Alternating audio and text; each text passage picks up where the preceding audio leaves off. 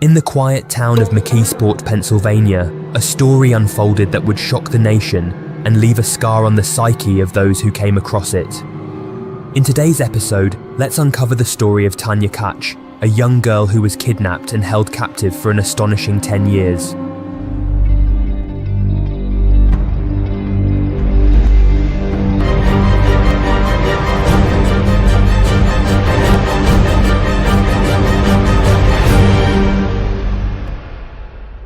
Tanya Nicole Kach, born on October 14, 1981, grew up in Pennsylvania with a turbulent family life. Her parents faced difficulties and eventually filed for divorce, leaving Tanya in a difficult position. At Cornell Middle School in McKeesport, Pennsylvania, Tanya found stability in the arms of 38-year-old security guard Thomas Hose. Their friendship grew quickly, and Thomas would take Tanya out of class to spend time together. Tanya was excited about the older man's interest in her and the attention he provided, as she was not receiving it at home. Her disappearance highlights the messy nature of divorce and the importance of finding stability in one's life. Thomas was always there for her. He made her laugh, was kind, and listened whenever she needed to talk about her family problems. He had a sweet habit of surprising her with lots of candy. As they spent more time together, she began to feel something more than friendship. She was crushing on him. One day, Thomas caught her skipping class, and they seized the chance for a private chat, which ended with an unexpected kiss. From then on, it became a regular thing between them. The two started developing feelings for each other, which became so serious that he asked her to run away with him. He wanted her to leave her unstable home life to live with him instead. Just so we're all on the same page here, Thomas was 38, and Tanya had just turned 14. In February 1996, Thomas persuaded Tanya to run away, convincing her that her parents wouldn't mind. However, her disappearance was reported, and life with Thomas turned out to be nothing like she imagined. Instead of freedom, she found herself confined to a second-story bedroom in his family home while his relatives lived downstairs. Tanya was trapped upstairs, pleading with Thomas to let her go, but he refused. He made her memorize the floorboards to avoid drawing attention to any noise. For 4 long years, Tanya was held captive and forbidden from leaving the house or interacting with anyone other than Thomas. Tanya lived really close to her parents, just a short distance away, but she felt like she couldn't do anything. When she turned 18, Thomas, who was controlling her, finally let her have some freedom, but with strict rules like when she had to be home and where she could go. He even gave her a new name, Nikki Diane Allen, and introduced her to his family as that. By then, Thomas had convinced Tanya that she only had him in her life. I was just so brainwashed. I feel humiliated now. Absolutely. Most of the time I ate peanut butter and jelly sandwiches along with a banana and a can of Faygo soda pop. About twice a week in the dead of night, he led me down into a cellar with cold concrete floors to take a shower. As time passed, Tanya started to understand how bad her situation really was.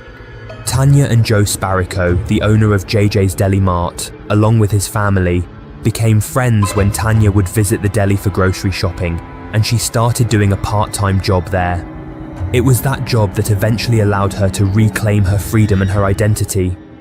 Mrs. Sparico said of Ms. Kach, "She was always well put together, like a little Barbie doll, and I never saw any signs of physical abuse."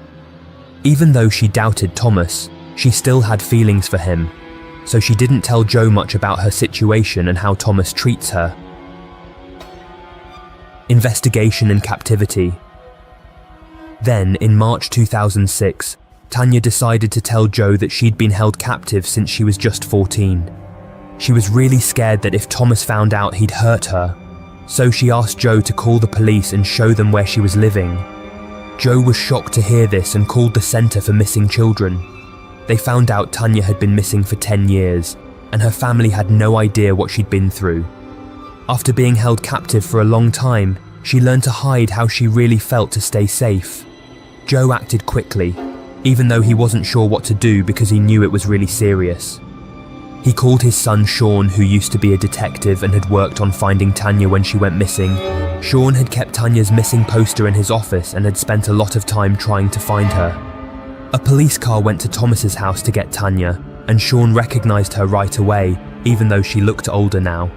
She looked a lot like the girl in the picture on the missing poster. She hurried into the car and waited for her dad to come and get her. After many years, Tanya Nicole Cash finally escaped from being kept against her will on March 21, 2006. She was happy to be back with her family, but things turned sad quickly. Even though she suffered a lot during those 10 years, her father blamed her for what happened, saying she knew about the kidnapping and ran away on purpose. Thomas was arrested and his trial took place in 2007. Tanya took the stand and testified against him to his face. While he was handcuffed, she said, "You took away my innocence, my childhood. You made me think my family didn't want me or love me, that no one cared or loved me but you. For 10 years you controlled me." Thomas Hose was convicted of 3 counts of involuntary deviant civil intercourse, aggravated indecent assault, statutory assault, interfering with the custody of a child, corruption of a minor, and child endangerment. Despite his apology, his defense team argued that if the police believed he was helping Tanya, they would have charged him with kidnapping or abuse. Thomas was sentenced to a maximum of 15 years in prison on 1 count of involuntary deviant dual intercourse, a sentence that could have potentially resulted in his life imprisonment. In 2022, Thomas Hose was released from prison and is now a registered offender. Despite his past, he's out and about. Tanya, feeling let down by the authorities, took legal action against the police, but unfortunately, her case was dismissed. But Tanya didn't give up. Like many inspiring stories of overcoming obstacles, she turned her experiences into a book titled Memoir of a Milk Carton Kid, The Tanya Cash Story, which became a hit, even landing on the prestigious New York Times bestsellers list.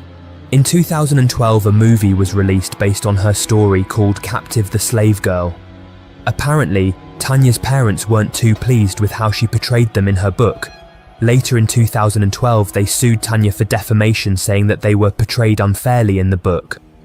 If someone just got out of being trapped for 10 years and their parents acted the way they did, they might not say good things about them. But who knows? This was a wild one. Can you believe that her father reacted that way once she escaped? I can't imagine being in her shoes. You've finally been released from years of fear and captivity, and the one person you want to be there for, you finds a way to make it your fault. We hope that Tanya is living her best life now and continues to share her story with the world. What are your thoughts on this case? If you found this video informative, please give it a thumbs up and subscribe to our channel. Remember to hit the notification bell so you never miss an update. Stay tuned for our next episode.